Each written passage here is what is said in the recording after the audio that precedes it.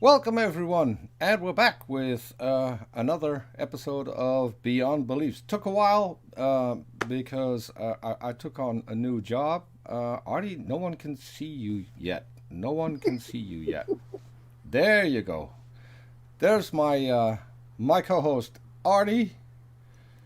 It's my parade road. Finally back on screen. Okay, Yes, are you it's been a done? while. Are you done waving? I think you can see how much I've aged since the last time I was on. Yeah, your beard has gone grayer than it was. Yeah, every time you see me, it's a little bit grayer. Well, I mean, what you could do is just ask Rudy Giuliani if you can get the brand of his hair dye because, Smear some of his brains around my chin. yeah, probably. Okay, so yeah, welcome everyone. Welcome people who are already in the side chat. We've got a couple of people in there already. Um, Today's guest. So the show today is a little bit different than we usually have because we usually just talk about what people believe and why they believe it. This is not going to be that. Um, I will ask our guest briefly what he believes, so he can tell us about that. But that's not going to be part of the topic of the show. So I want to welcome our guest, uh, Layman. Do a brief introduction of yourself. All right, awesome. So, hello everybody. First of all, my YouTube name and my, I guess, internet moniker is Layman. And basically, what I like to do is I have a channel where the whole goal is just for me to express my thoughts and to sort of, I guess, try to make sense of the world in the best way that someone who's, not an expert on any particular academic topic or anything like that can. And as for what I believe, as it pertains to religiosity, I would identify myself as a perennialist. So I don't practice a traditional religion that most people would recognize, like Christianity or Islam or Buddhism or Hinduism or anything like that. A perennialist is basically somebody who believes that all of the sort of cross-cultural world religions, rather than focusing on the individual, really, really rigid and specific ethics of each religion, perennialists focus on what's universal amongst them. They believe that there is a sort of universal metaphysical truth that underlies just religion as a concept and why it exists and how that reflects itself in the world religions. And they focus on what they all have in common as opposed to the specific individual ethical differences between them. Okay. I would like to maybe do a show on that as well sometime Okay. in the future, but we can Sure. see. Today we settled on a specific topic. I'll Mhm. briefly explain what happened. I got a DM from someone that I do not necessarily get along with on Twitter. Um, and he asked me whether or not I would be game in talking to you about the topic, whether or not religion is harmful to society. And this Mhm. was going to be on modern day debate. And so we had a brief chat, and since we both have a channel, we thought, why give modern day debate the views if we can have the views ourselves? So for this specific occasion, I did agree with Layman that he's going to mirror this show tomorrow on his own channel, uh, Woo. because that that's what we agreed on, and I think that's more than fair. Full So disclosure, I love James Kuhn's Modern Day Debate. Great channel. Love it to death. You may continue. Sorry. I I like it. I like it myself. I'm a moderator of in the side chat. Nice. Not always agree with the people who are coming on, and I'm not always watching. So, but yeah, he does have some pretty good shows. Um, so since you came to me with the topic, tell Mhm. me what you think and why you think so. Yeah, sure. It's pretty complicated, actually. Religiosity, just on the sort of sociological and psychological level, is actually a really, really dense topic. And I think the reason why I wanted to come onto a stream and talk about it so much, especially given the fact that I'd prefer to talk to someone who's there to challenge, what I think and what I've seen on the topic. I think there's a lot of value to that. So I'm very thankful, very grateful that I'm able to come on here. So what I think is basically, so when social scientists and sociologists and psychologists study this stuff, they tend to not just use religion as a blanket term. And I think the reason why, just colloquially, there's a lot of varying, very, very, I guess, sort of heated reactions to religion is because of just a general unfamiliarity with how it's studied. So when when social scientists study this, they separate religion into a lot of different categories. So there's 5 categories that I've seen, although generally speaking, they tend to just roll with 2 of them. So one category that they use is called intrinsic religiosity. So these are sort of psychological like temperaments and states that people have towards religion. So intrinsic religiosity is defined as religion that is an end in itself. It's a master motive. So you're religious because of the religion itself. You don't care about whatever social pressures there are. You're not doing it to just go to church, to form a community. You're not doing it for tradition's sake. You're not doing it for political reasons. You're just religious because you believe in the religion. So that's one category. And then the other main category that you see is called extrinsic religiosity. And that's defined as religion that primarily serves other more ultimate ends rather than central religious beliefs. So you don't really care, sort of like the religion, the belief in God, Jesus resurrecting, etc. All of that is just kind of secondary. You don't really value that as much as you value the other benefits that you think being religious gives you. So you just like going to church, you like being part of a community, or, in a more sort of personal, individualistic sense, you probably like to use religion to sort of use it as a post hoc justification for certain behaviors, or maybe you're using it to sort of cope with depression or anxiety or something like that. So those are the 2 main categories that you see, and that's mostly what I'd like to focus on, I guess. The other 3 categories I can run through quickly, though. There's religious fundamentalism, which, interestingly enough, is a term that is often used colloquially in these sorts of communities to refer to, I guess, just believing in the fundamentals of a religion, or being like a biblical literalist. You believe that like everything in a religion is literally real. But in the studies, they actually measure that differently. So it has a different definition. And that's, I think, another thing that sparks a lot of confusion too in these sorts of discussions. So religious fundamentalism is defined as religion that just serves political ends. So it's distinct from intrinsic and extrinsic religiosity. So it's usually this sort of radically far-right view that we have to be religious not because of the beliefs or anything like that, but we have to be religious because like modernity is evil and the nuclear family is collapsing, or something like that. It's a radical sort of temperament towards religion. Then there's quest religion, sometimes called religious quest, which is a term that basically means continuously searching for more light on religious matters. So you're literally like questing for meaning. Like it's basically just general like soul searching, stuff like that. And then in one study, there was a category, I only ran into this once, called religious orthodoxy. So religious orthodoxy is basically when all you care about is just following the traditions of the church. So you don't care, like, let's say, for example, you're a Christian Orthodox. You're Christian Orthodox. This is a psychological temperament in the studies that basically means that you don't care about the Bible as much as you care about following the rules of the church and following the different creeds and customs of the church. So that's a mouthful. If you want to respond to any of that before I continue, go for it. It actually is a mouthful. So Artie had to leave real quickly because and we talked about this before we went live. His dog was about to throw up, and I said she's going to wait until we start the show, which probably just happened. So he'll be back in a few minutes. No worries. Okay, Go so on though if you have any thoughts so far. I don't think that I would dispute much of what you just said, Mhm. but I'm struggling to see whether or not all of that is relevant to the topic that we have, whether or not Yeah, religion is harmful.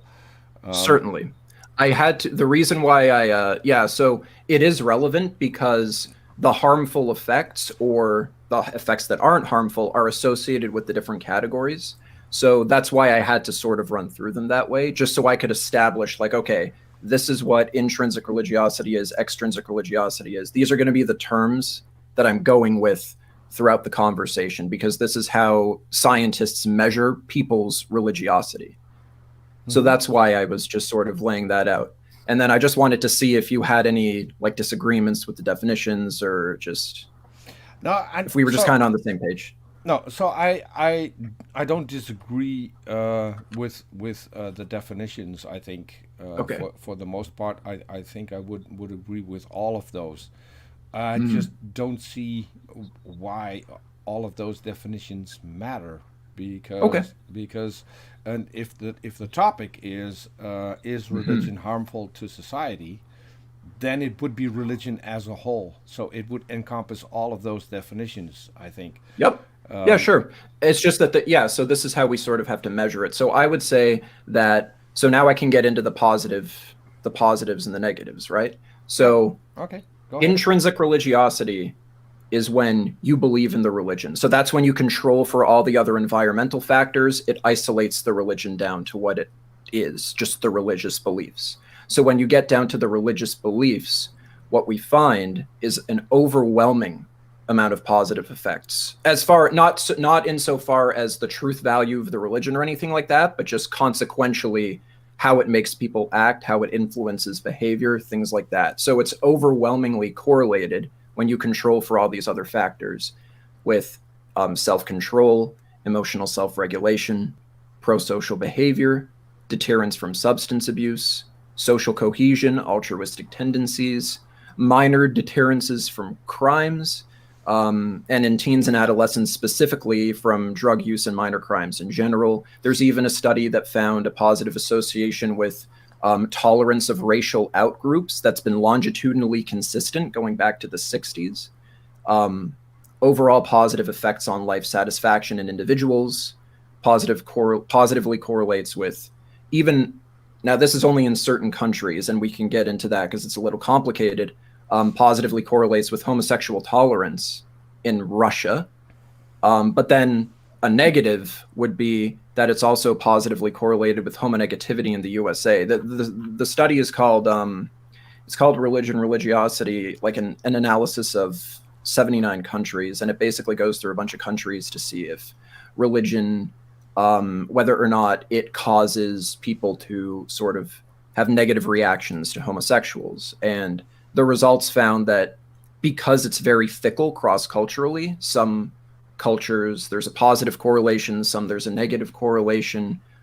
It's not causational, and the researchers often attribute it to just cultural attitudes that just so happen to affect intrinsically religious people. Uh, So, and I'm not sure if I would agree with that because okay.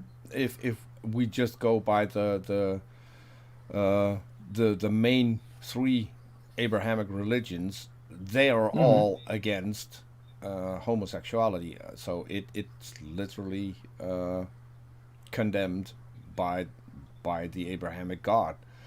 So Mm. whether or not people respond to that in a certain way and choose to take that into consideration or not, I think is irrelevant to the topic. The Okay. religion would condemn it, no matter what the people who are in that particular religion think. Sure, but Would we also have to we also have to factor in these religions and again, like these studies, they don't just sample Christians, they also sample like Hindus, Buddhists, Yeah, Muslims, I know. etc. Yeah. So, what we have to be careful of with that is just sort of isolating specific quotes down. So I know, for example, in Christianity, in particular, if that's what we're going to focus on, there's also a lot of ethics. If we look Oops. it as a total, sort of not within your in-group. There's a lot of ethical, sort of prescriptions like that in there as well. And because I don't practice the religion, I'm not comfortable sort of claiming that this causes that sort of behavior just because the data doesn't back it up. Just before this goes 20 minutes without me ever saying anything about Go for it, man. First is I have a bachelor's degree in sociology. It's Awesome. 30 years old, but I have a bachelor's degree in sociology, and I have always had a problem with anybody trying to associate a cause and continuing to refer to that as sociology, because that's not how that functions. I agree completely. So when I didn't study the sociology of religion. That was a postgraduate class, and I didn't take any of those. But I studied a lot of sociology and a lot of attempts to just explain that things are rather than how or why things are. And I think of trying to do what this study has at least suggested is a little bit of a stretch, because it seems as if there have been conclusions drawn, and that's assigning causality. Right, I understand. Yeah. So, and I want to clarify too that the study actually doesn't assign causality to religion or to even cultural artifacts. I think what it merely does is just make an inference to the best explanation based off of the available data that we have, which is, I would say, what we have to do with all studies. Obviously, you're 100% right. I 100% agree with you that we can't assume causality with any of this stuff. That's why when I'm listing these things, I'm arguing to the best explanation. So I would say that the best explanation, as your intent is to argue towards the best explanation. Yes, what I think the best explanation is likely to be. Just bearing in mind that I'm not saying these are causal. It's possible that we can make a later discovery, as science does, that completely runs contrary to what I'm saying. Totally possible. 100%.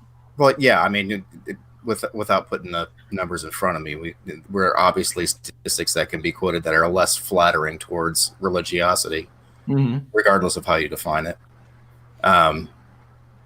At any rate, like I said, I wanted to jump in and say, mention the fact that I do actually have an education in this shit. No, awesome, cool. I wish I did. And I would have loved to do that. Yeah, it's a lot more interesting than it is challenging. I'll give it that.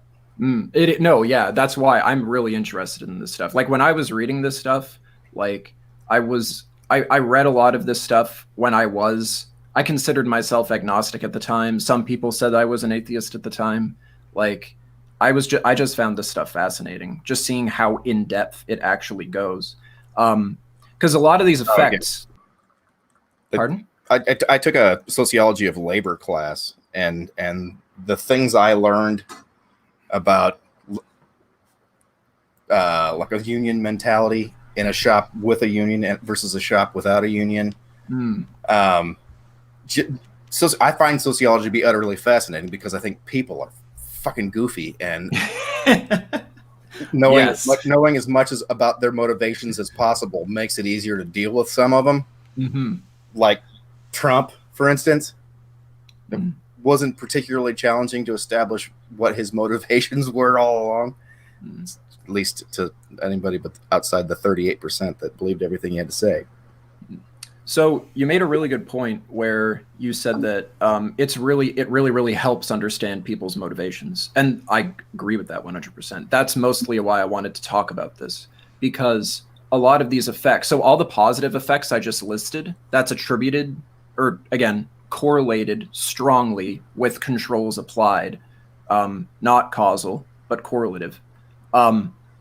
All of those things that I just listed, when it comes to extrinsic religiosity or religious fundamentalism, as I said, there's everything I just said negatively correlates with that. So worse mental health, antisocial behavior, more likely to abuse substances, selfish tendencies, like all kinds of stuff like that.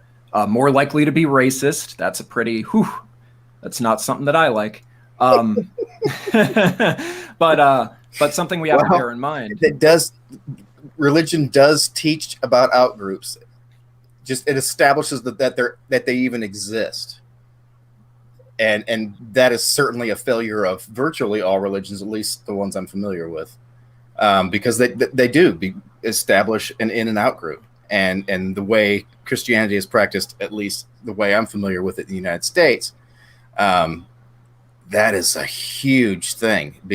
And people will often fall back on their notions of the sense of community that they get from the church. And those same people will tell you about the backstabbing bitches sitting in the other pew.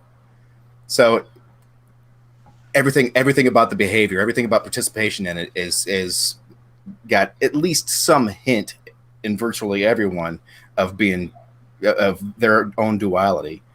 And and then you have people like SJ who can't help but continue to profess their piety, and seemingly for no other reason than to get adulation from someone else they respect, which I find utterly abhorrent behavior, especially for an adult. But another day. So something I personally am going to try to avoid is psychoanalyzing particular individuals. In the case of this, I can't speak to that person's psychology. I have no idea. I'm definitely not. I know I'm not qualified to do it. That's for sure. But as far as outgroups go with religions, I guess I would question those individuals' interpretations or whatever, how they're practicing, because there's a study called "Why Don't We Practice What We Preach?" a meta-analytic review of religious racism. So it's a meta-analysis that looks at longitudinal attitudes towards racism amongst religious people. And so these categories, of course, come up: intrinsic religiosity, extrinsic religiosity, etc., that I mentioned before. And when you control for extrinsic religiosity, fundamentalism, orthodoxy, etc., intrinsically religious people are not only positively correlated with racial tolerance or being tolerant towards racial outgroups, but that it's actually been longitudinally consistent from 1960 to, I can't remember when the study was released, I think 2009, something like that. And that, of course, is over a period where there's been a lot of definitely social changes towards people's attitudes towards racism, for sure. I mean, the civil rights movement happened during that time. And of course, a lot of protests all throughout that time period. I would dare say that the last two elections have suggested that movement hasn't been quite as profound as we thought. What the way the society has learned to deal with things and making things more equitable doesn't appear to have any relationship to how the population actually feels about racism. Okay, I mean, yeah, like I'm mostly just focusing on the religious people themselves. I am too in that particular regard. Again. So I rent this house from an Amishman, and this town used to be called the city of churches before a bunch of them started burning down, interestingly enough. My familiarity with being absolutely inculcated in nothing but religion of one variety or another. Again, where I grew up was mostly German in this town, and I was surrounded by Lutherans, German Catholics, Italian Catholics, which was weird, and United Methodists, which was my family and a few other neighbors. And they were racist? Almost to a man. Pardon me, sorry? Almost to a man. Almost to, what do you mean by that? Virtually all of them were. Oh, virtually all of them. Okay, fair enough. So now I can't speak to that experience. I have no doubt that was a horrible experience for you to go under. That's certainly not something I would ever want anybody to be exposed to. I didn't suffer from the racism. No, but I mean, being around racism is bad. That's what I mean. Like, that's something that people shouldn't be around, for sure. And again, I'm not denying there are religious people who are racist. That's certainly, possible, as with any belief system. People can be racist within it. But with religiosity in particular, again, like what the data shows, what the meta-analysis shows, is that when you control for whether or not people are religious for ulterior reasons, like if they're using religion to justify behavior, when you isolate it down to people who really do believe in the religions, these people are racially tolerant.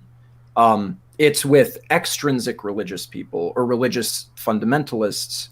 So again, as I said, these aren't people who are using where religion is not their master motive. Do you have any idea how they established the difference between the two in the participants?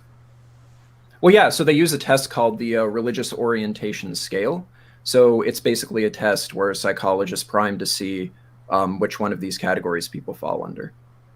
That's what they use. And there's even been updates to it recently. There was a study that came out in September, actually, that says that the religious orientation scale is actually going to separate extrinsic religiosity into its own subcategories, one being personal and one being more socially based. So that's how they measured it. I mean, I'm not a psychologist, so I can't. You've obviously read it, and I haven't. I wasn't.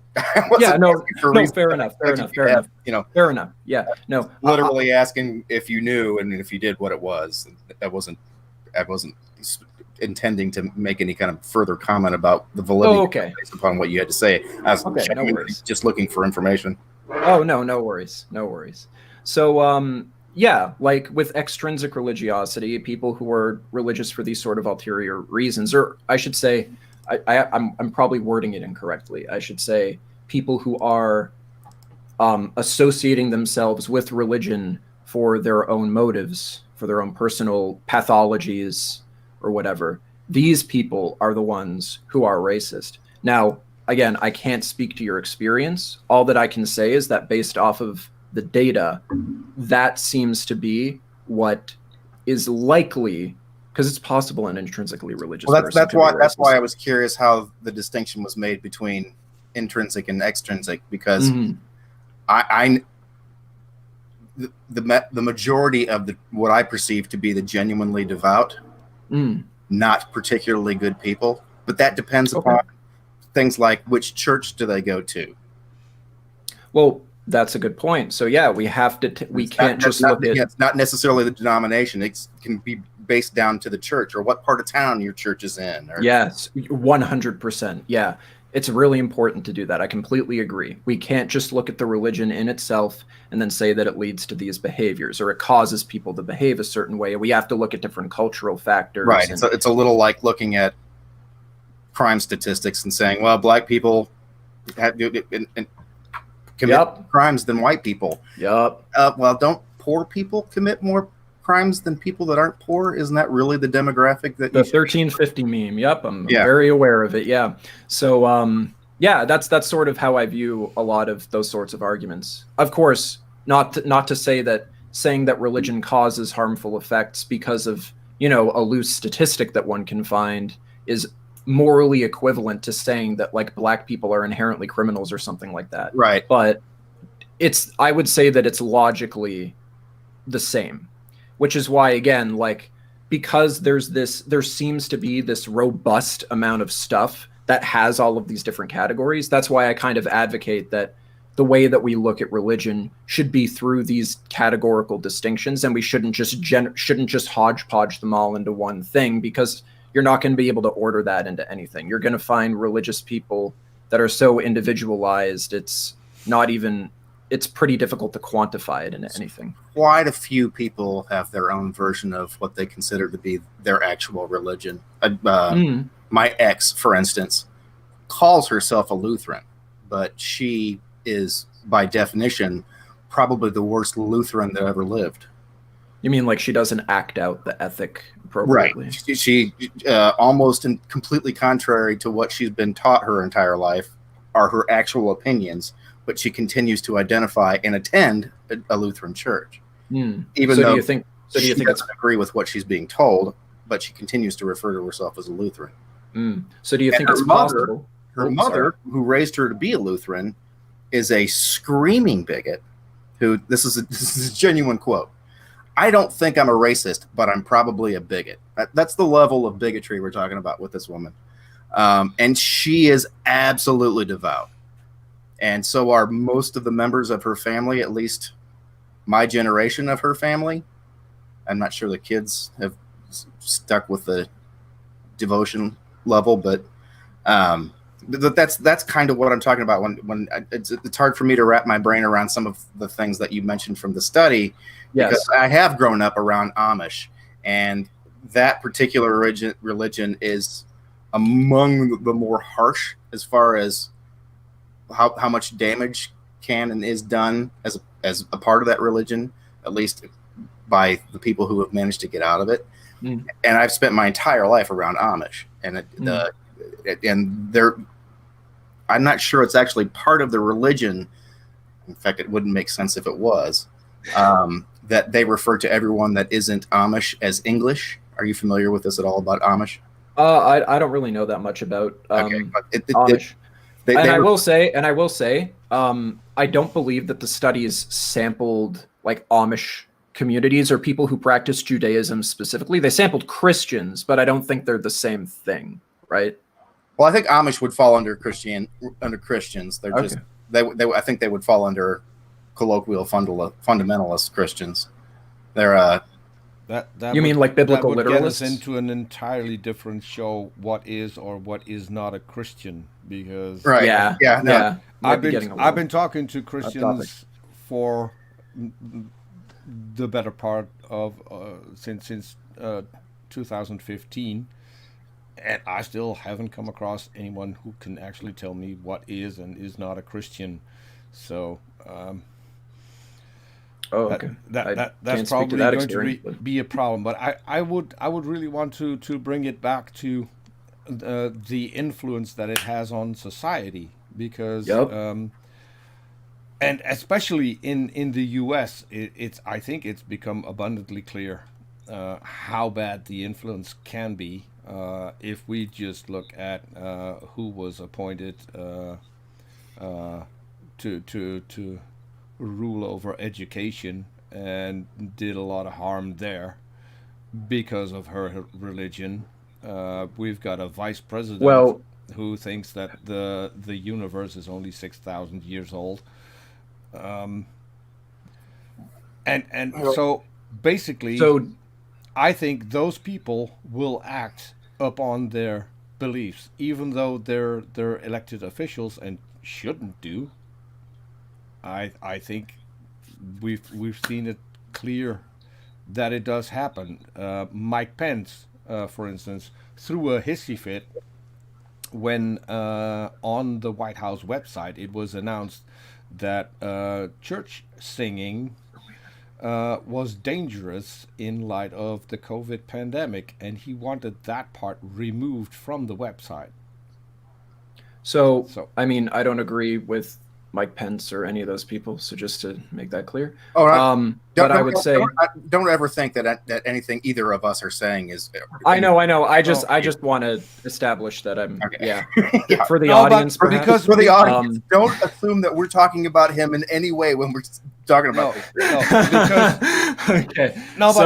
Because the topic is religion harmful to society? Right. I think in light of what happened since Trump got president, we can specifically point out what is wrong with religion in society. Because is Mike Pence and Donald Trump and whoever this other person was intrinsically religious? And how can we know if they were intrinsically religious or not? Mike Pence is very religious. But is he intrinsically religious? Yes, I don't have any reason to doubt that is the kind of religiosity that it describes him best.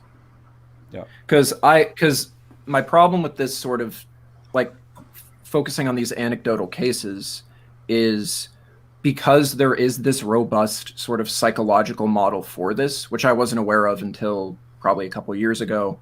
I sort of stopped doing this with particular individuals because I can't know if Mike Pence or Donald Trump or whoever is intrinsically, extrinsically religious, fundamentalist, religious orthodoxy. Like if they're using. So let me clarify then, because it's not about the people who are behind it. I've been friends with Arn Ra for quite a while. He has been to the Texas Board of Education several times to protest because religious people will try to influence what is and isn't taught in public schools, and they've gone to the length of redefining what science is to a point where astrology would be considered science. So again, and that's not anecdotal. That is something that has been done over the years. It is slowly corrupting the educational system in the U.S. That's not totally anecdotal. valid. That's not anecdotal. That is pure harm that is inflicted upon society through the religion. Do you think do you think these specific individuals, if they were never religious to begin with, they would not adopt pseudoscientific views? Say that again?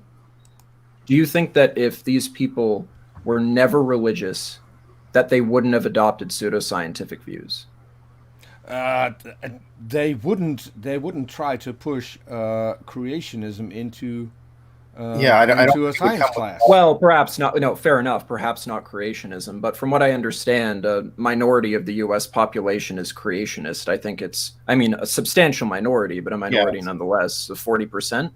So it seems like most Christians. It seems like Christians are able to fit the theory of evolution within their worldview. So my critique of that would be, well, creationism is incorrect, but you can still be religious and be a creationist. The problem seems to be with pseudoscience more so than religion itself, to me. Does that make sense? No, I don't. I don't. Well, it makes sense. What you said makes sense, but I don't agree with it. No. Fair enough. I mean, I understand. Fair enough. Fair enough, buddy. I don't agree with it either, because the pseudoscience literally comes from their religion. It is what they are told. If you see that over 50% of Americans still believe that Noah's flood actually happened and Adam and Eve were real, that is scary, and that real in what sense? And that came from somewhere. Actually existed. Yeah, but again, so if this is influencing science, which is the focus here, so things like creationism, for example, again, sure, you can look at that and say, wow, most of the U.S. population doesn't believe in that. That's scary. Sure, that is scary. We should rail against that. I'm 100% for that. My argument, though, is that pseudoscientific beliefs, these can happen with or without religion. I mean, I could point to, for example, a lot of the practices that they did in the USSR and make the same argument, but I wouldn't make that argument and attribute that to atheism and say, oh, look, atheism causes pseudoscientific beliefs, right? I would never make that. And that's where you would be wrong. Scientific beliefs don't necessarily come with dogma that you have to adhere to. No, and to be honest, if you go to the Soviet Union, which is a communist state, the communism that they have in Russia is largely based on religion. It took all the strong parts to control the people, and they adopted that in their particular form of communism. Communism is very anti-religious. Communism is not in favor of religion. That's not how the philosophy of communism was. That's not what I said. What I said is that the communism they have in Russia is largely based on the controlling things that we see in religion. So sorry. So is the definition of religion controlling things? I don't understand where this argument is going. It's pretty weird to say that state atheism is religious. Stalin used to be religious. He used to be a very fundamentalist Christian. He in the church that he grew up in, he saw what the church used to control people. And he took that and implemented that in Russian communism. And I also want to stress that if you're going to lump in communism with atheism, then we've got a category fallacy, because atheism has nothing to do with communism So they weren't communists. So they weren't atheists, is what you're saying. Stalin was not an atheist. Lenin was not an atheist. It's pretty much saying that a dog is an animal, therefore all animals are dogs. It doesn't. Well, this sounds like a no true Scotsman, though, because it sounds like now we're saying, well, those are atheists, but they did bad things that I associate religion with religion. And therefore, it's not real atheism. They didn't have a god, but they. The big difference is they didn't do things in name of atheism. Yes, they did things in name of communism. No. Vladimir Lenin implemented policy that said that banned religion. He had thousands of bishops and priests murdered. Can I finish? Sure, yeah. Religion is a major threat to communism, and that is why it was rooted out the way it was. It wasn't about atheism. It has nothing to do with atheism. So just to clarify, I don't think atheism has like a causal relationship with communism. The reason why I brought up this example is because the same logic applies. If we say, well, look at these bad things that people have done and they're religious, therefore the religion caused it. That's kind of my point, right? I'm saying that I don't make these arguments because I don't think atheism leads to communism or something like that, right? But it doesn't. What we see happening in the U.S. is a direct result of the Christian religion.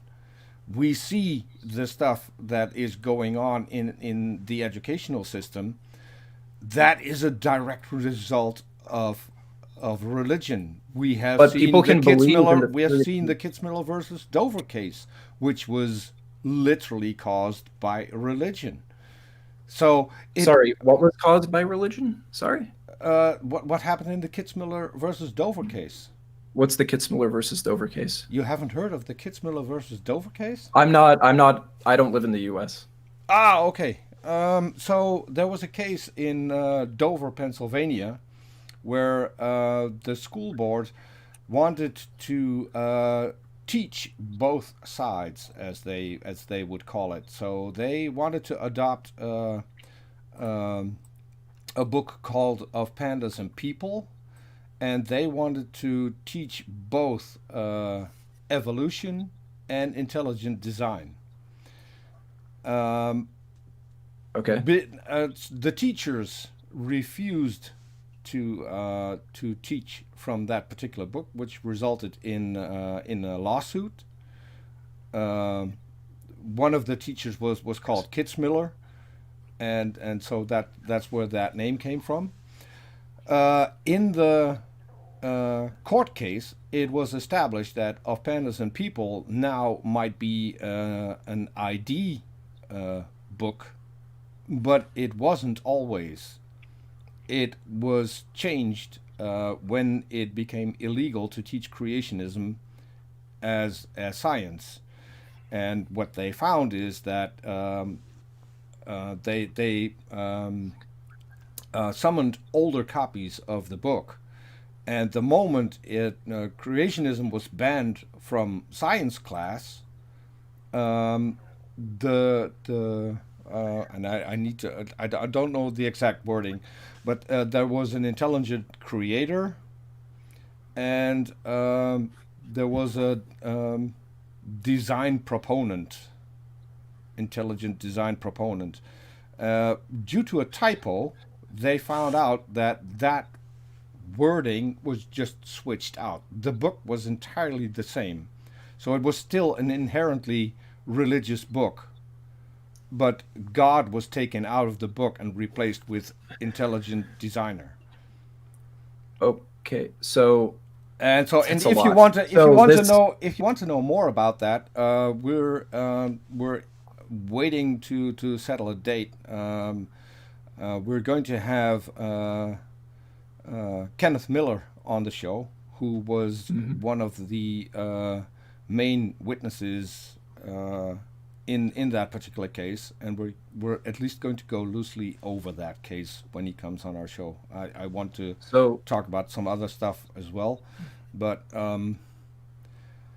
yeah. So just so I understand what the story was, so basically what happened was the school wanted to teach both creationism and the theory of evolution and then they tried to replace the theory of evolution with like creationism in this one particular school. Is that? Yeah. The school board wanted to do that? Yes, the school board wanted to do that. And so they tried to hide it, that it had religious motives. And one of the people who actually came up with the money for the school books then misspoke in an interview on TV, where he no longer talked about intelligent design, but he talked about creationism. And that's when people were questions, wait a minute, we thought this was about intelligent design as being a scientific theory, and now you're talking about creationism. And then he said, yeah, well, I misspoke.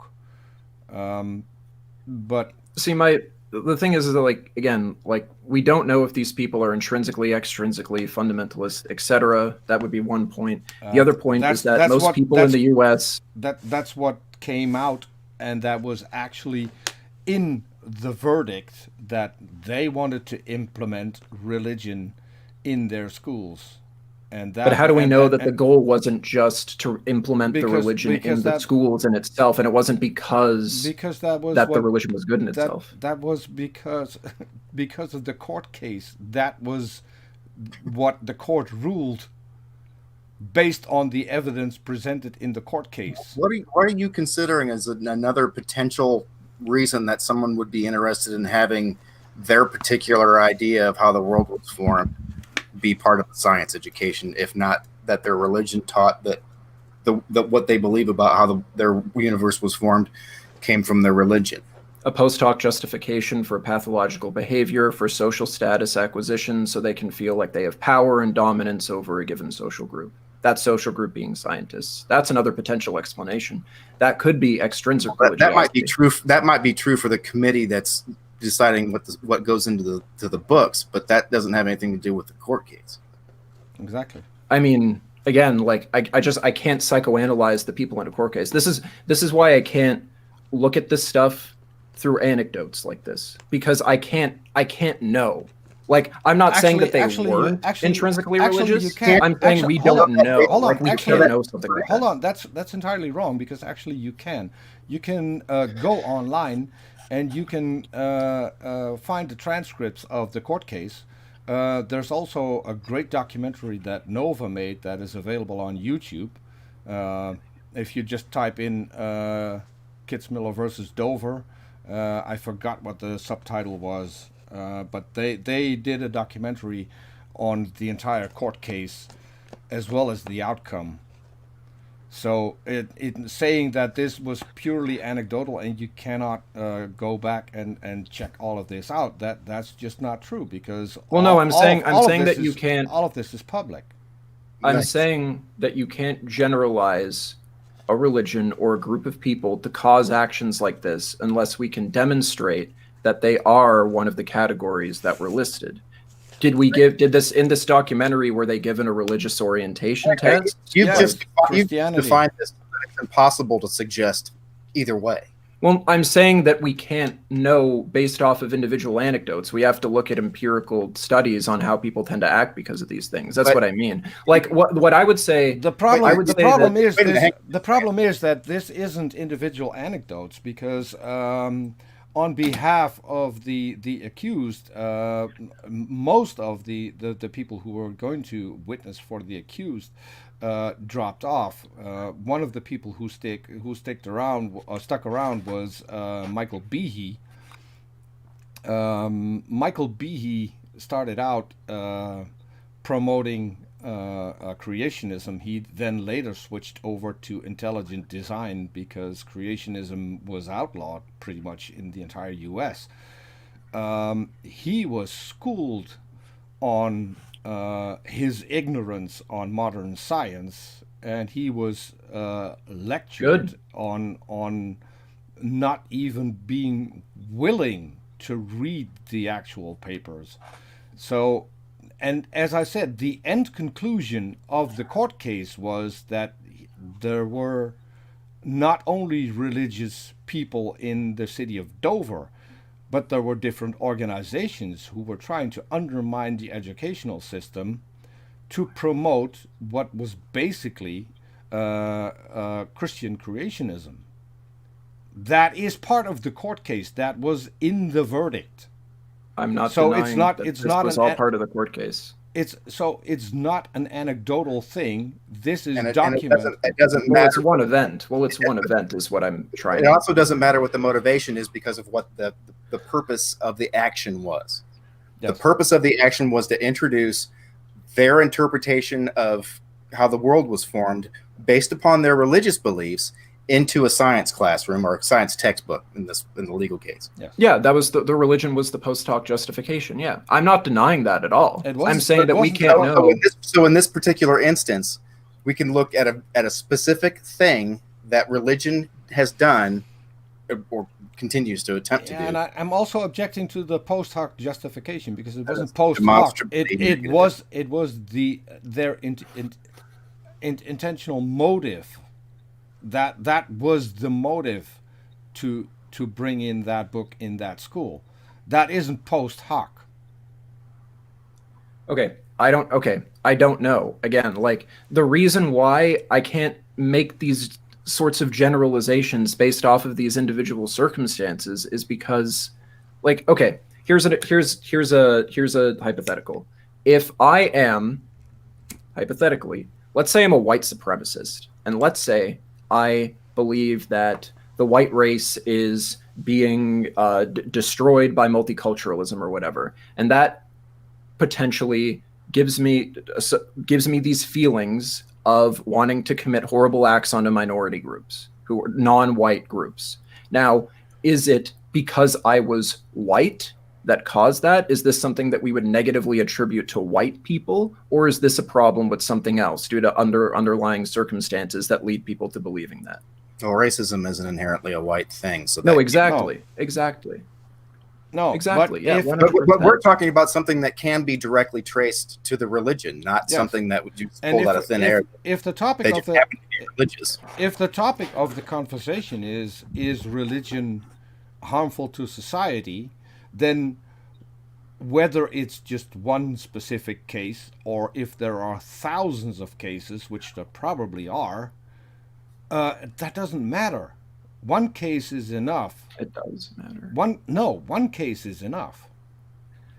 If religion is harmful in one case, then religion is harmful.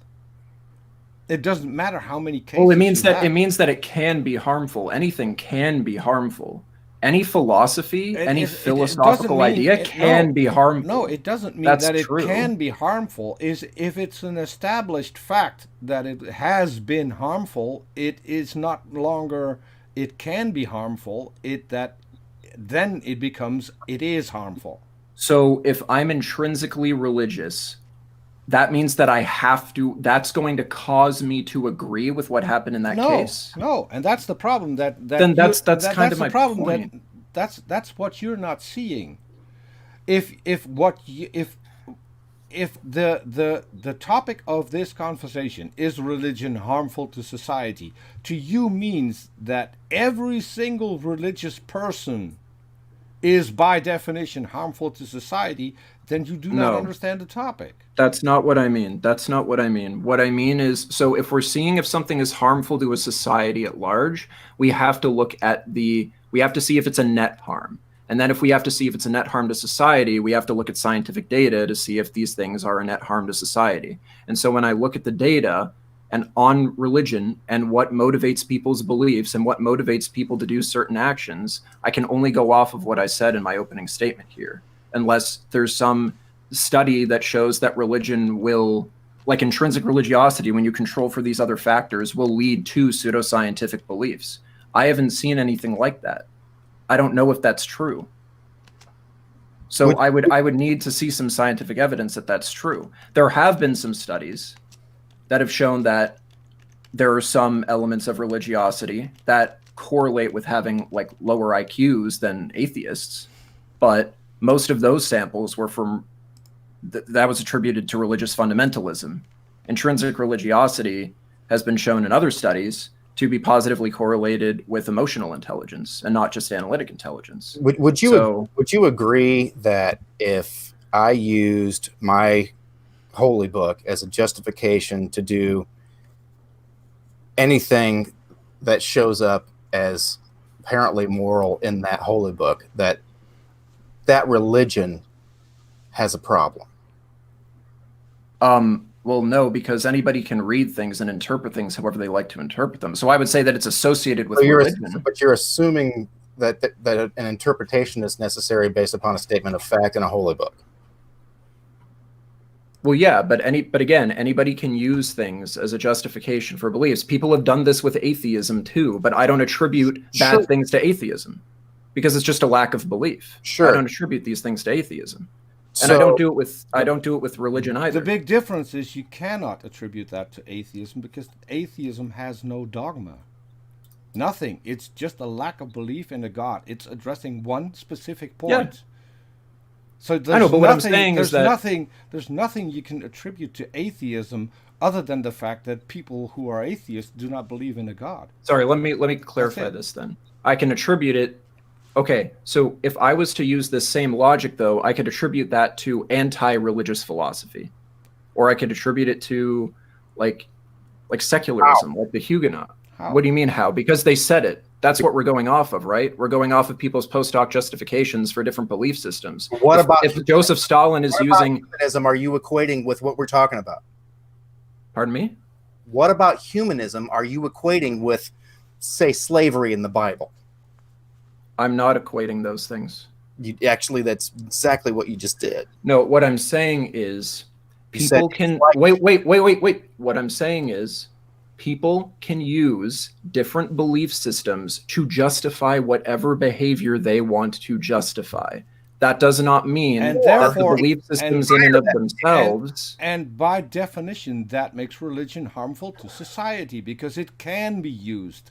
Atheism, well, then any belief system that exists can be harmful, and therefore no one should have a belief system. I wasn't finished. Atheism cannot be used in that particular way. So Joseph Stalin didn't claim to be an atheist? Doesn't have. Did Joseph? Because again, this just sounds like a no truth God's man. Name me one thing, and otherwise we're going to be done if you're going to bring this up. Name me one thing that Joseph Stalin did in the name of atheism. So the Soviet Union instituted state atheism, where they had thousands of bishops and priests murdered, and they outlawed religiosity as a practice through government. So you can't answer my question because I asked you a specific question. That's what I just told you. I asked you a specific question, and you didn't address that question. I thought I did. No, sorry. I want to hear from you one thing that Joseph Stalin did in the name of atheism. Not that he promoted atheism.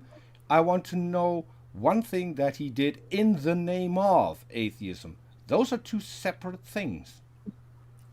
I just said that.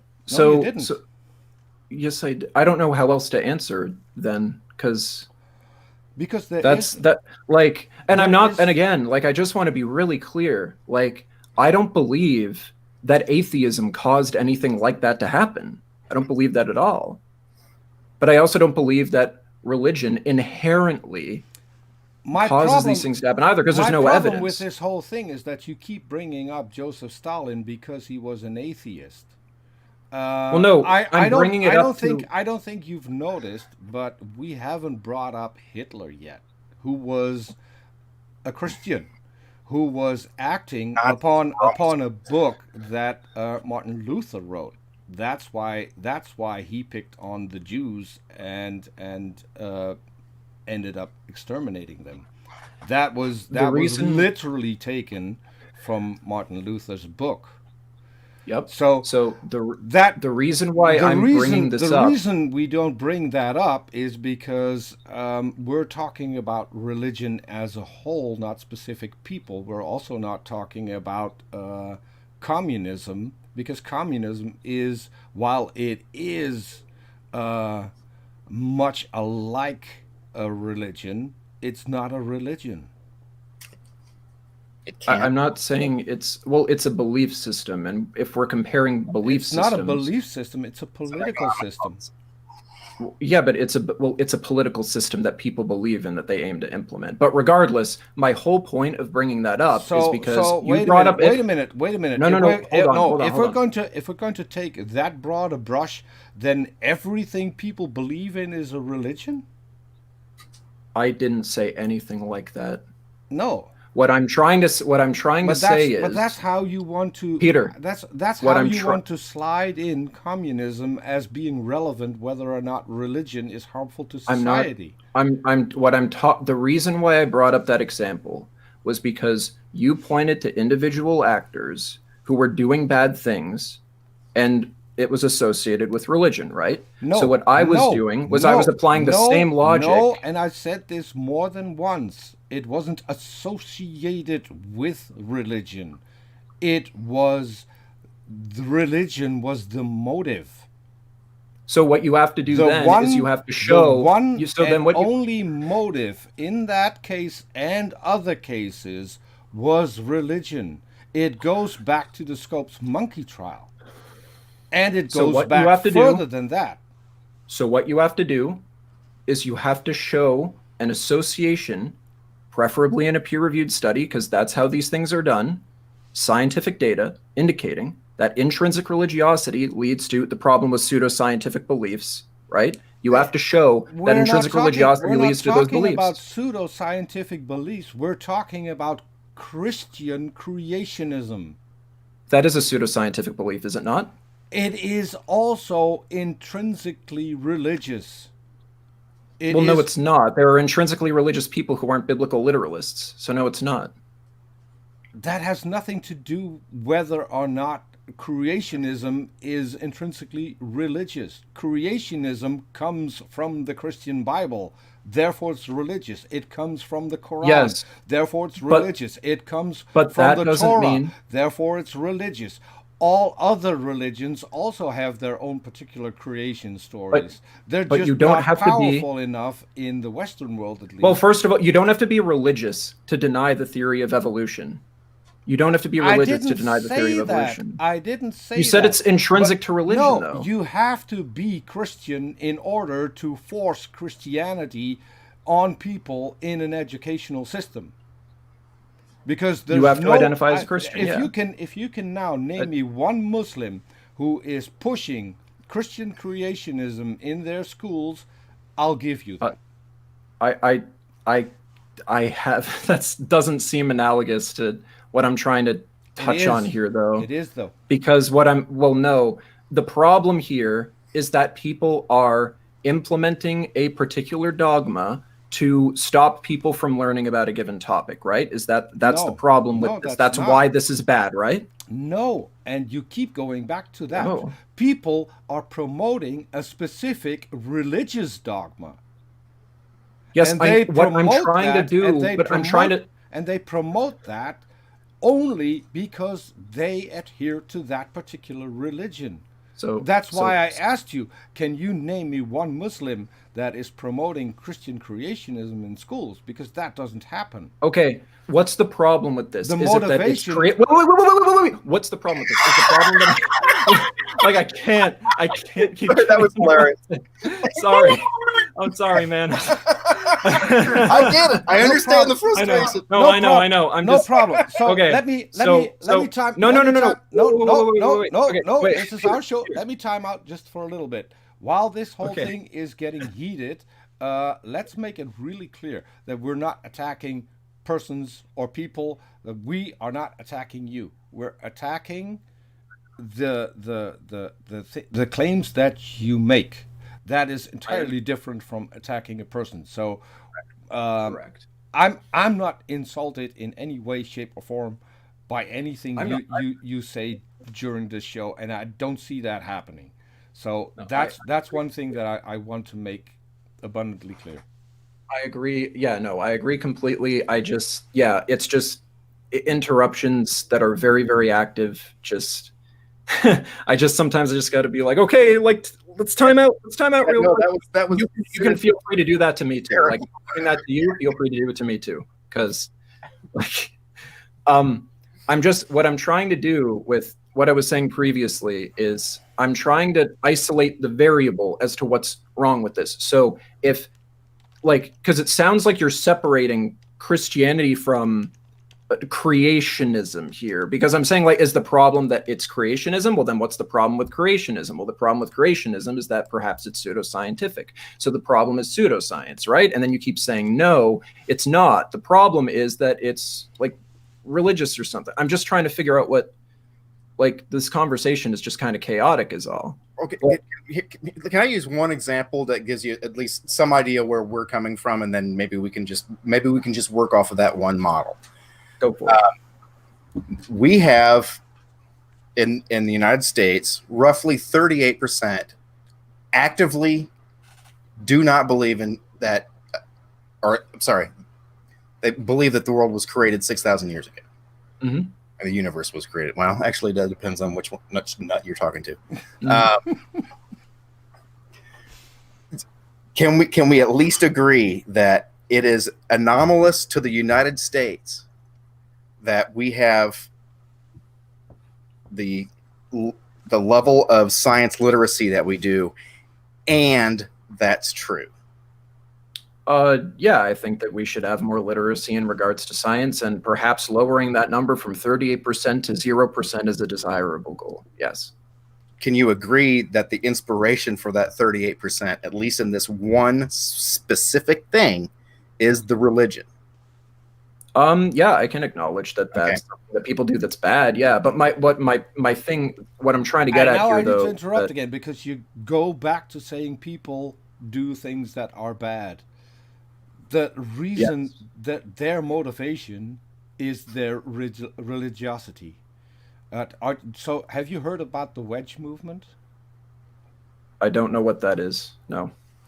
And that, so yeah. when you talk about a topic like this and you don't even know what the wedge movement is, the wedge movement is something that is promoted by a couple of billionaires in the US who are funding pretty much everything and everyone to get Christianity back in schools, to get the Bible back in schools, to get Christian Science back in schools. That is the wedge movement. They don't only do that when it comes to education directly. They also try and finance politicians to have politicians in place to get their points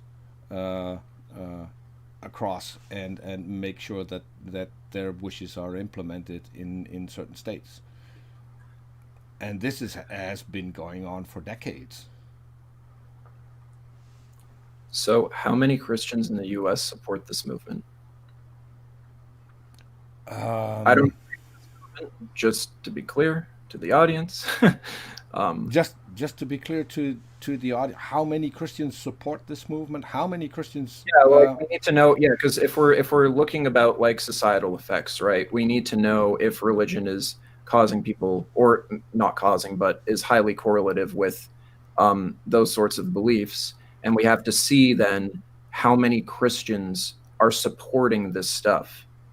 And then we have to be able to break it down from there and become more multivariate and account for all the bunch of different variables. Do Christians behave this way because of X, Y, and Z, or is it because of the religion itself? Or like, that's the point that I'm trying to make, is that if we look at these individual cases where we see religious people do bad things, and they're claiming that it's in the name of their religion, and their reasoning is, based off of something that they saw in the Bible or whatever, we have to be able to figure out if those sorts of beliefs lead to those sorts of outcomes.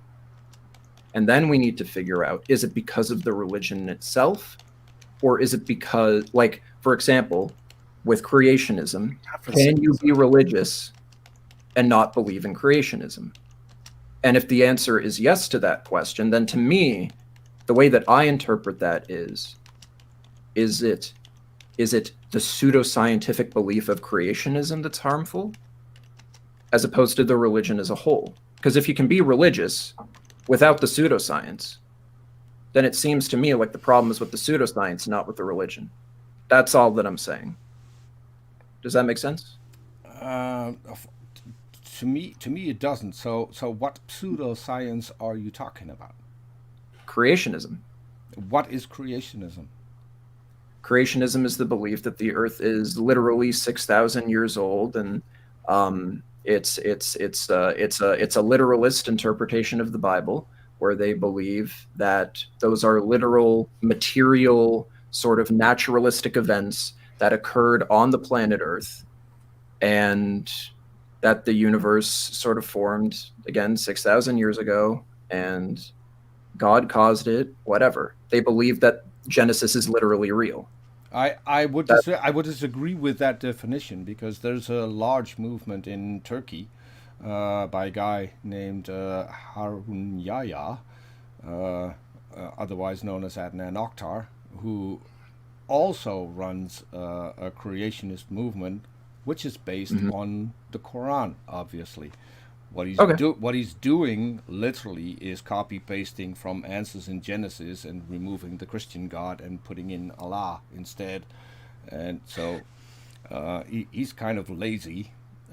He does, however, have a lot of cosmetically enhanced women to support him in his videos, which seems to be a thing. Medically enhanced. Yes. Yes. Pretty sure I'm medically enhanced. There's more plastic. There's more plastic in Adnan Oktar's women than there is in the average car. That's what you mean. All right. Yeah, I'm not that kind of medically enhanced. Yeah. So, and not that there's anything wrong with that, but that the amount is disturbing. It just is. It seems like there's a Dolly Parton clone facility somewhere. I don't know, and I don't see the reason of that. I don't see what it has to do with creationism either. But so creationism isn't just a Christian thing. There are Jewish creationists. There are Muslim creationists. There are Hindu creationists. It is all across the board. Every religion that has a creation story has their creationists. Okay.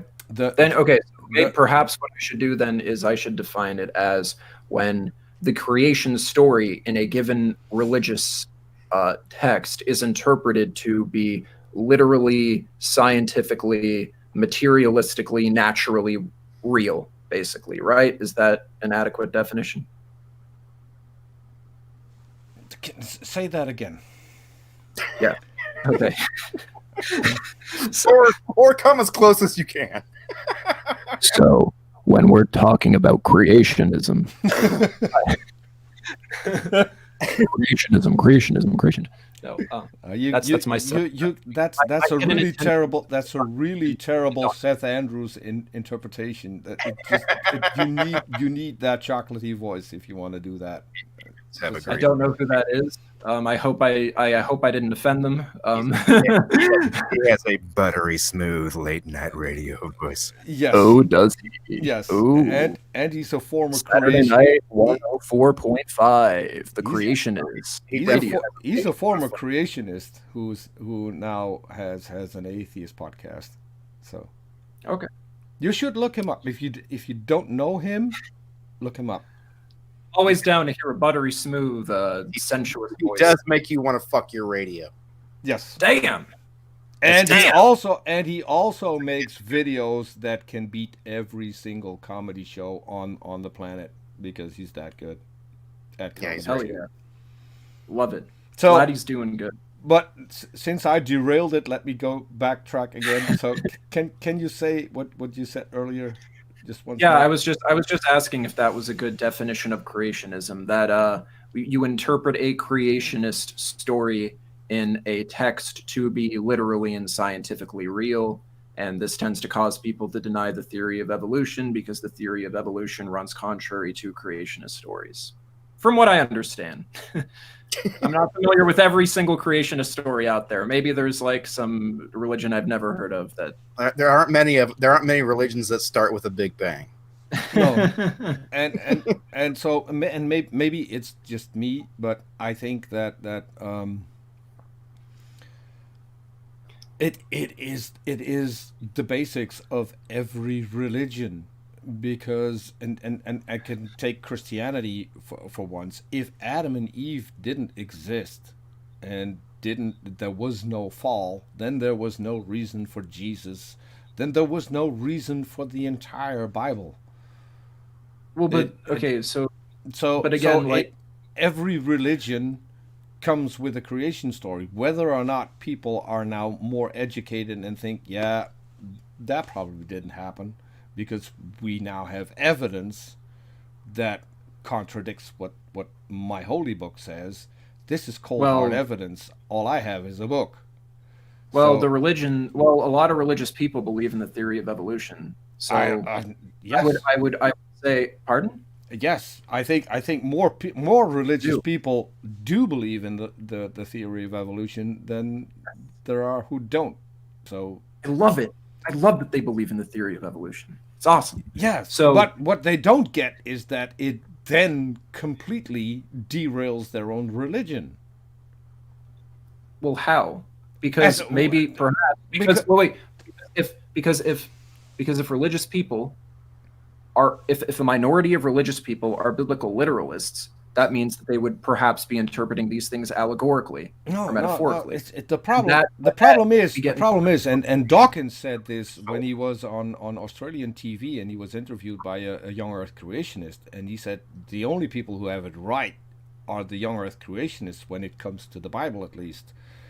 Because if the creation story didn't happen and we didn't have Adam and Eve, then there was no reason for Jesus. And so there was no reason for Christianity, who Christianity happens to be named after this guy called Jesus Christ. Okay, so first of all, we're assuming a lot here. So first of all, we have to understand that Richard Dawkins isn't a religious scholar. He's not somebody who studies these things. I didn't say he was. Oh, I know. I'm just establishing why we perhaps should not go to him for an authority necessarily. Like, he can make any arguments he likes. I'm happy to go into the idea rather than an authority. Pardon me, sorry? I think he was just going to him as an example of the idea. Not yes. Okay, fair enough. So again, like we this is really getting in the weeds, like a philosophy of religion. Like, well, do we consider just scientific fact? Is that the only thing that we consider real? Or perhaps like metaphors and allegories? Are these things that we can consider real? You know, because spirituality, I mean, inherently entails that you believe in not just the natural world or the material world, right? You believe that there might be something beyond that. So perhaps they're reading these creationist stories through an allegorical lens, and they're not reading them as literally real in the sense of that it's a scientific fact. Do you know what I mean? Because yeah. No, that actually leads me to what I was kind of jumping off from that point. I'm going to hit you with another one. Would you agree?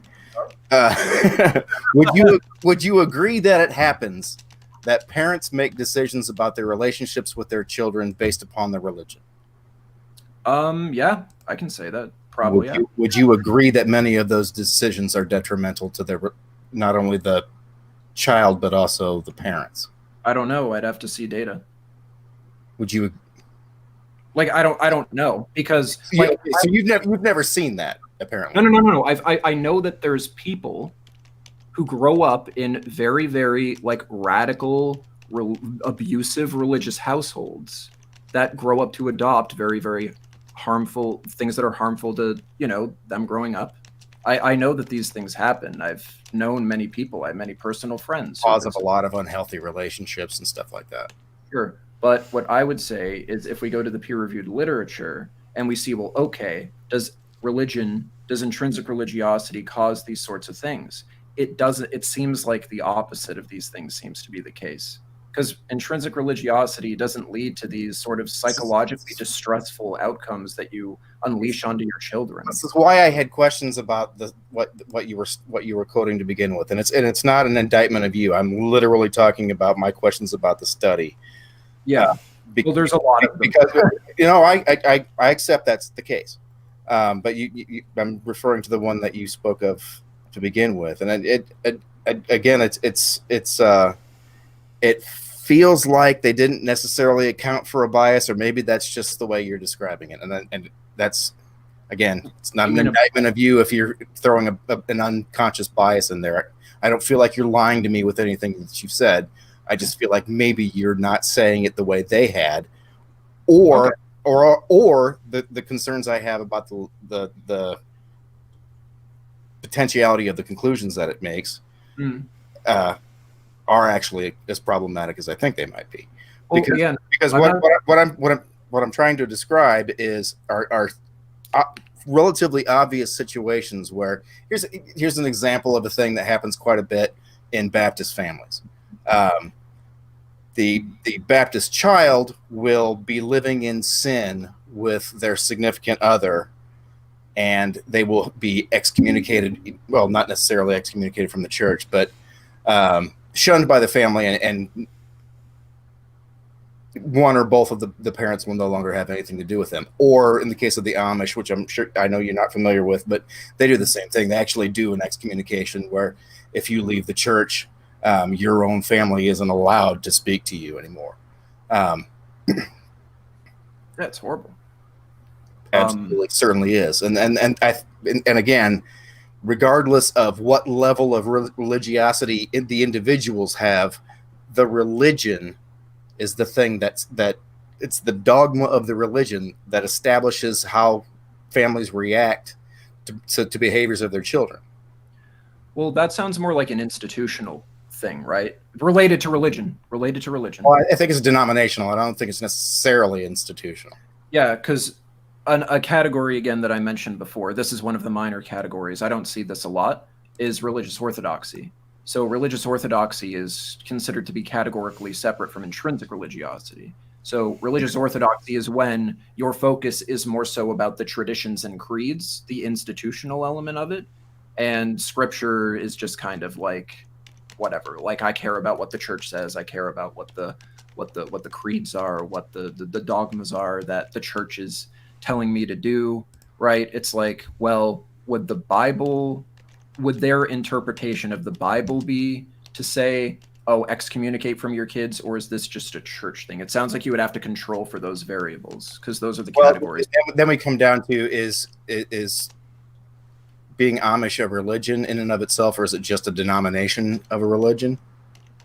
And that's another conversation for another day. But my point being that it is specifically the religion that feeds a negative result. Without that religion, were it not for the religion, they wouldn't have the opinion about their child that they do. They wouldn't be compelled to treat their child the way they feel like they've been instructed by the Bible. Perhaps in that individual instance, yeah. But I mean, this sort of begs the example. I'd rather not you say instance, because it's not a single instance. It's an example of a thing that happens in Amish. Well, I'm not saying that this is the only time that things like this ever happen. To quote you, I was clarifying for the audience. Oh, okay. Sorry. All right.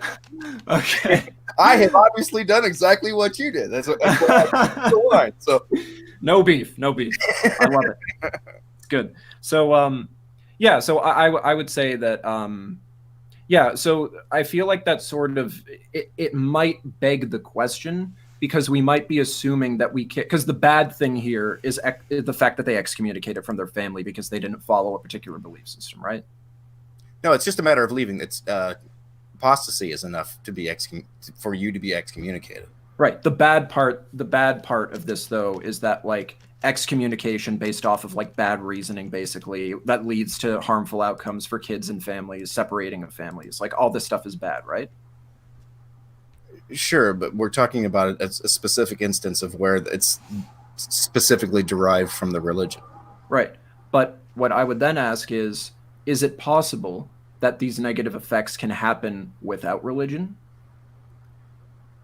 Sure, but in this particular instance, among this group, it's right. the religion that inspires the behavior. Not the other way. Sorry, no, Artie. I have to correct you because it can't.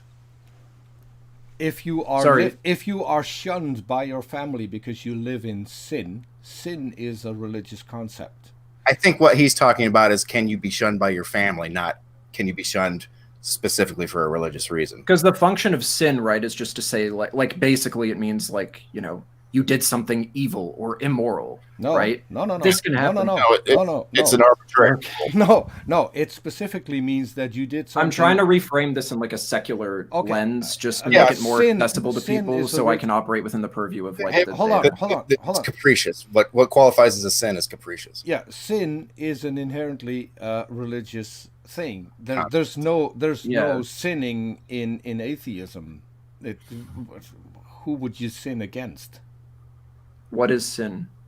Define sin. An act against the will of God. Yes. An act against the will of God. That is considered immoral, right? Of a God. Not necessarily. It's an act against the will of God. I mean, immoral within the purviews of the religion, or within the purviews of God, right? I think it might be seen that way, but I don't think that's the function. No. Okay, I think we would disagree. I think we might have to agree. For to instance, disagree let me You've done it before.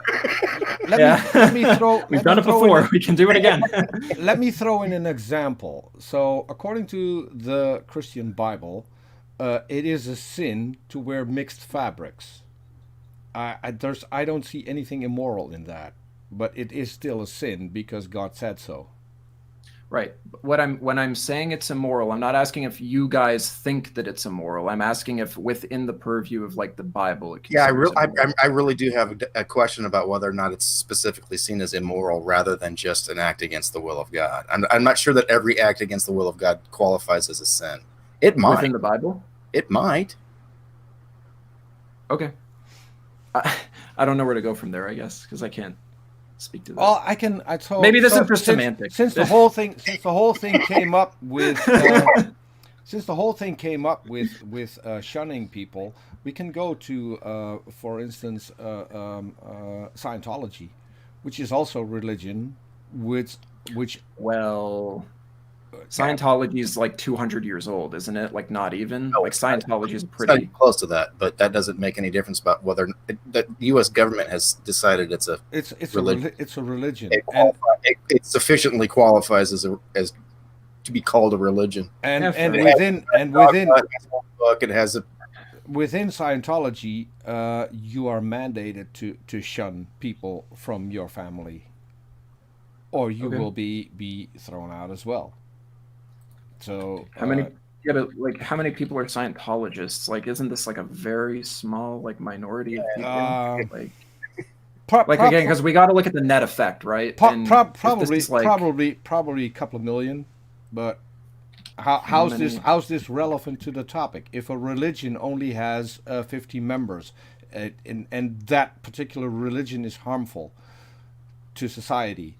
Well, it's harmful to the people. Then it falls under the topic that we're addressing here, whether or not religion as a whole, so including that particular small religion that only has 50 people adhering to it, we could go to Westboro Baptist.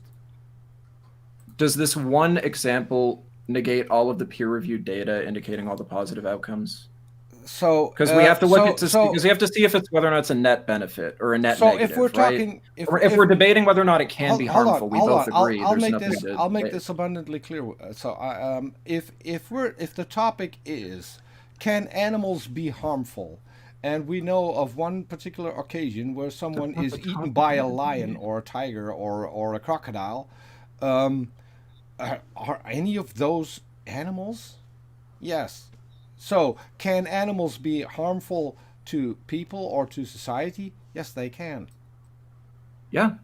So, and it's the same. It's the same with religion. It doesn't matter which religion is harmful. It doesn't matter if it's a small religion and only causes harm in a small part of a country or whatever you want to call it, of a community. If it is causing harm, then religion is causing harm, which is the topic. Yeah, but we're not saying like can it. We're saying like, is it harmful to society? Obviously, with the implication, I thought anyway, versus whether or not it's not harmful to society. I thought that we would have to factor that in to the things that are not harmful and are in fact the opposite. I think we have to factor in the totality of evidence. Not denying it can be bad. I don't think the expectation was that we were going to walk away from this agreeing either. No, and I will gladly. I will gladly give it to you. I will gladly give it to you that there might be a lot of things that are beneficial if people would adhere to it. Let's take one sentence from the Bible: "Love your neighbor like yourself." That would be a really good thing. Not always, because if your neighbor is mass murdering fuckhead. Yeah, for instance. Love the sinner, hate the sin. Gandhi. Hitler. Love the sinner, hate the sin. Yeah, the many sins of Hitler. And that's ridiculous. And you can say that until something happened with one of your children. I think that would be the very reason where you will stop saying hate love the sinner, hate the sin. Because I'm not denying that people would probably justifiably feel hateful towards somebody who harmed their children. It is I feel about anybody offering religious platitudes. everything where you're going to make broad generalizations, and that's where you're going to end up eating your own words. It's not working. Wait, what do you mean? What's not working? I don't understand. Generalizing people. Oh, yeah. I don't like to generalize people. Yeah. That's kind of my point, right? Is that we have to look at. It's the irony of me being fascinated with sociology and bothering to earn a fucking degree in it, because basically that's the point of sociology, at least to one degree or another. Mm-hmm. Yes. Here, let's find a pigeonhole for you. We'll make the pigeonhole work, because we're going to have a lot of pigeonholes, but I'm going to find you all. Okay. Yeah. Stuff you in it. I'm awaiting the pigeonhole. I can't wait. Well, it's about this big. Oh, I think I can fit in that. All right. We're good then. I need to see the text on that. That's not your emotional support beer. If it's not, no. then it's not. If you guys would like, I can 100% DM you all of the citations for this stuff. It's really fascinating stuff.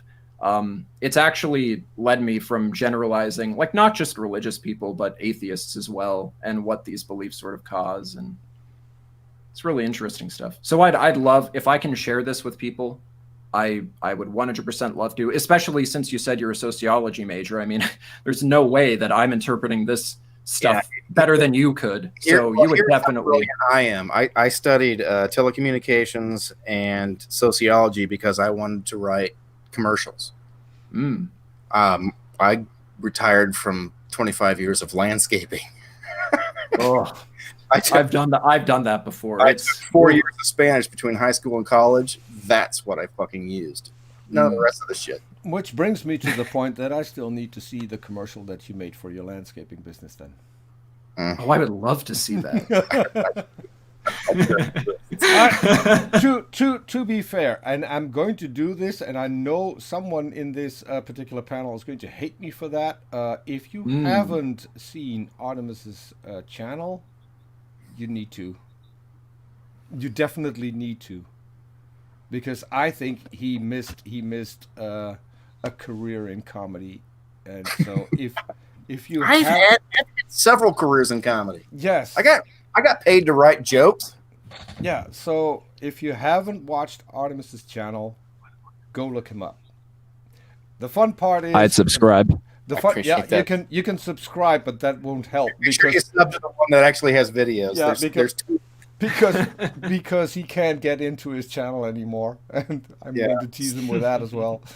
So there's not going to be new content on that channel. Horror of hanging onto an AOL email account for too long. Yeah. See, That's what happens if you stick to old things. I was going for the joke. I was.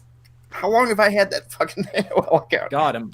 Yeah, the story is I lost that fucking account and I had to change everything. Think of everything that your email is attached to.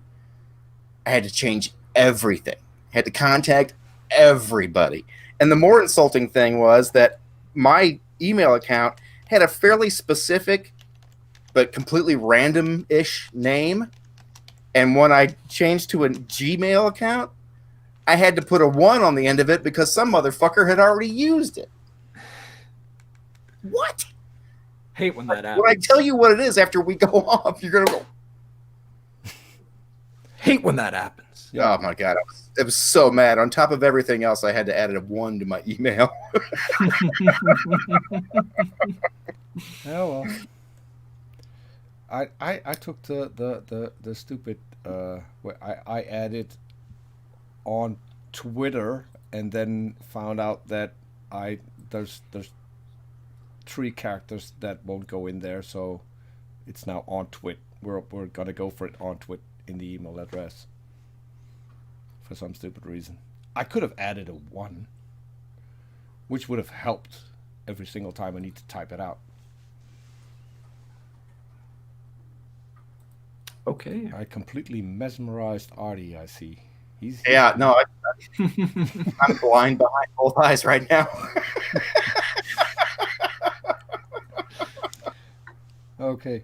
So Artemis, but I have just subscribed, Artemis. Right on, thank you. Subscribed. we've, Wait, we've gone. your account is. Oh, sorry. You go on. Sorry. Yeah. We've gone on for a little over an hour and a half, and I always want to keep our shows around an hour and a half, so we actually get people to watch them. If we're going to do longer shows, they tend not to be viewed by people. So I really wanted to end it here. I'm pretty sure we could do another show, and I'm more than happy to do another show. If you're willing to. I also would If you love, guys want to, I mean, if you want to talk about like perennialism, I guess someday we can. I'd I know love exactly, to. I know exactly dick about it, so I'd be really interested. and Yeah, not same a lot of goes- people know same about goes it. It's for a really me. cool philosophy. I love it. I already asked me, and so I basically read him what you wrote to me in DM, and we're And both. then I read the first paragraph from the wiki page. But so here's the thing. What we usually do when we have a guest on is that the first topic is usually the one, what do you believe and why. This wasn't that because of how we got together. The second show is where you, Layman, get to decide the topic. So if you want to come back, you can pick literally any topic you want to. I still would want to do one about your beliefs, if you were willing to. But You can pick a different host. No, what? He can vote me out? Damn. Not you.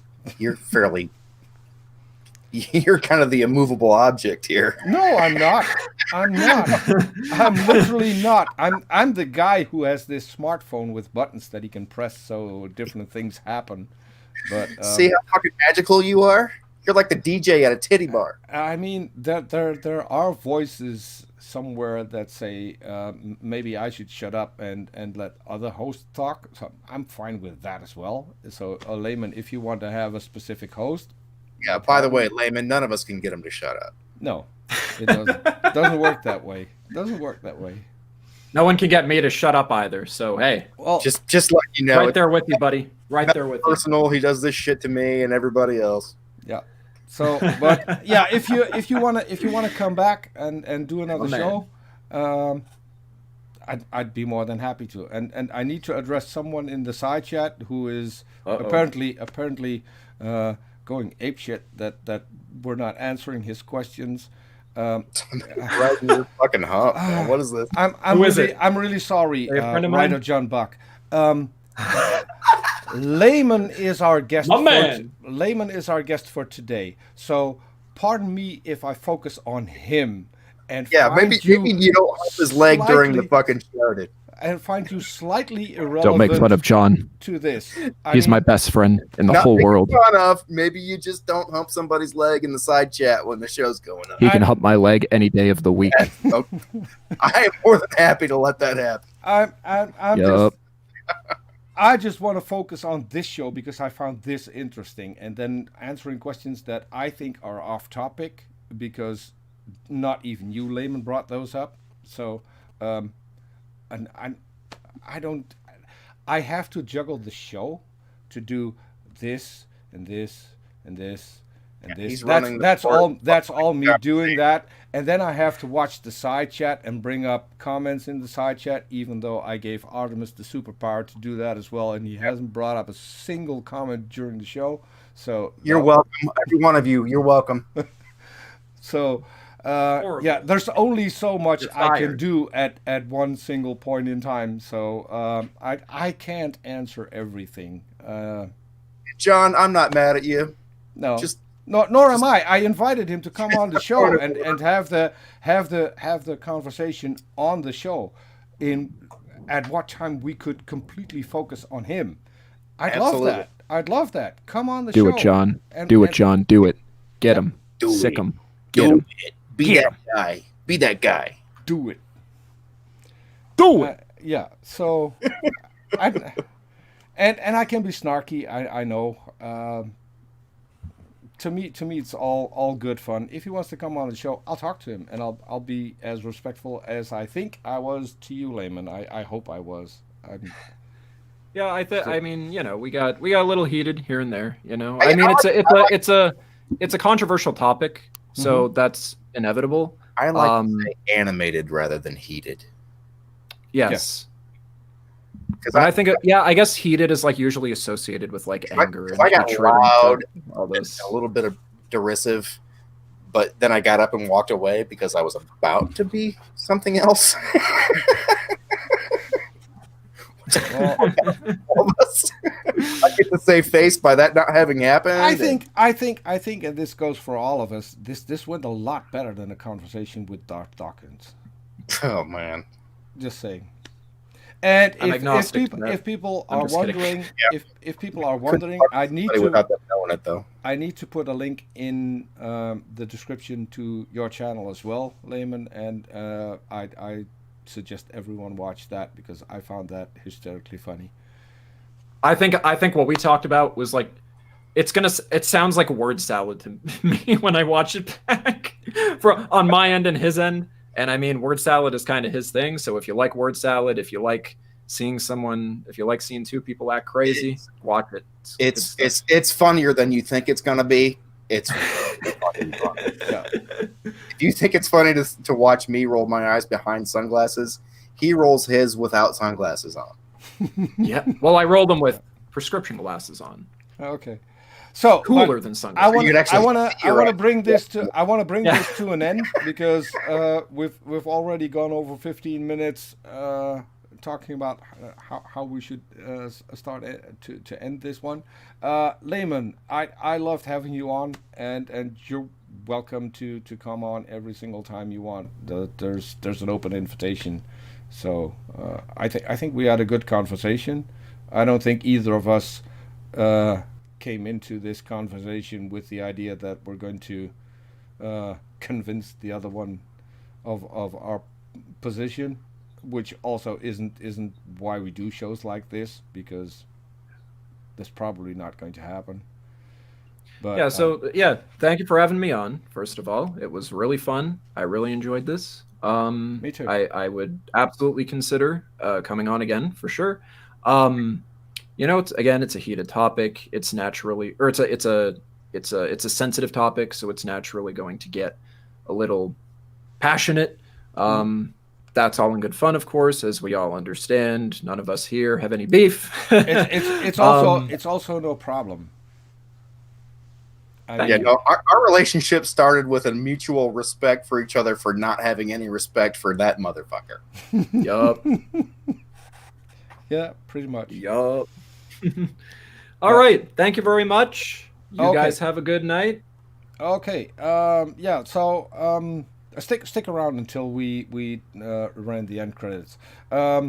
Sure. I got one thing to say, and I don't even know if that's going to air. I'm going to be on Aaron Ross' channel on Friday with some very juicy topics concerning specific Christians. So, and we're going to be joined by a pretty famous journalist, which is also good. We're not sure if it's going to go out live or if it's going to be recorded and then posted later. So keep an eye out for that on Aaron's channel. And we'll be back soon as I hear from Kenneth Miller. So make sure you subscribe. Then you're not going to miss any shows. Artie, it's been great fun having you back on. We need to do more shows. I'll see you on Twitter every couple days or so. Pretty much. Okay. Thanks everyone in the side chat, and we'll see you all next time. Bye bye.